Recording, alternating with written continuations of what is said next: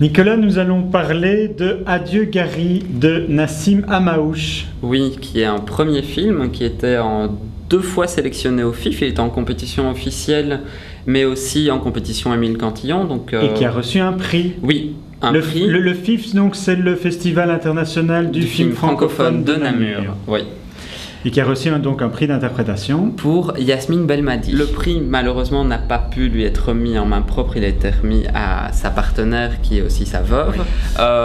Mais pour la parenthèse, le jury n'était pas au courant. Il y avait un secret autour de ça. Et donc, il a vraiment reçu le prix. Et le jury. Donc, c'était extrêmement touchant lors de la remise des prix, parce que c'est sa veuve qui est venue chercher le prix. Et il y avait vraiment une émotion palpable. Oui. Émotion qu'on retrouve dans le film, parce qu'elle lui donne la réplique, et lui tombe... Enfin, ils sont amoureux dans le film, mais c'est un non-dit. Et quelque part, le fait de savoir qu'ils sont ensemble à la vie justifie peut-être cette justesse dans le regard et dans les échanges, mais il y a une sincérité dans le jeu qui est bluffante. Donc le film se situe dans une banlieue, enfin dans une petite ville abandonnée. Enfin, on démonte l'usine qui faisait tourner la ville, donc il reste des gens.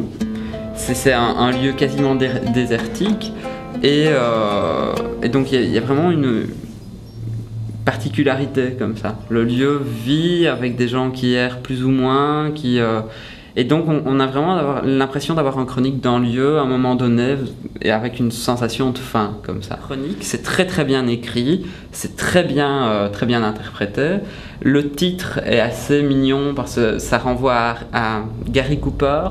Oui. Parce qu'un des protagonistes regarde tout le temps des images de Gary Cooper. Il y a une explication dans le film, il y a un petit clin d'œil, mais ça renvoie aussi à cette idée de western, et on voit vraiment cette ville abandonnée comme un décor de western. Donc ça, c'est assez touchant.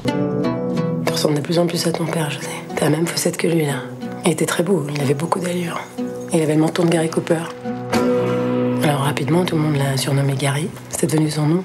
Par contre, j'ai absolument pas été emballé par le film. Je n'ai pas été du tout touché. Donc c'est un film qui moi j'allais conclure. Donc un très bon film pour cette semaine. Non, j'ai trouvé ça, malgré tout, je suis pas rentré dedans. Donc c'est une jolie chronique, c'est très bien interprété. Il y a une vraie relation entre les différents protagonistes, mais moi je suis resté complètement à distance. Merci Nicolas. De rien.